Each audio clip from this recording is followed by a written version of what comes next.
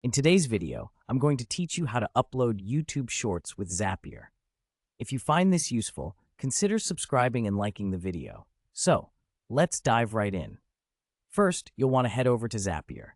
Go to the home page, and once you're there, you'll see a familiar layout.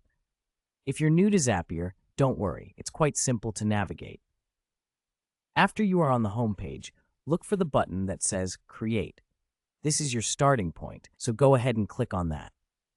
Creating a Zap, which is Zapier's automation, will allow you to connect your apps and streamline your process. Next, you'll find a tab labeled Zaps on the left side. Go ahead and click on that.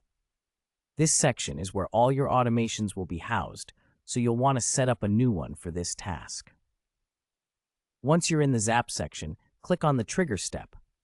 This is crucial because it sets the stage for what will initiate this automation. In our case, we want to trigger the upload process when a new video file is available. Let's move on to the next step. You should be looking at options to select your trigger app. Here, click on Google Drive. This is where we'll be pulling our video files from. It's a popular choice since many users store their content there. Now, after selecting Google Drive, you'll see a prompt saying, Choose an event. Click on that, and from the drop-down list, select New File. This tells Zapier to watch for any new video files that are added to your Google Drive.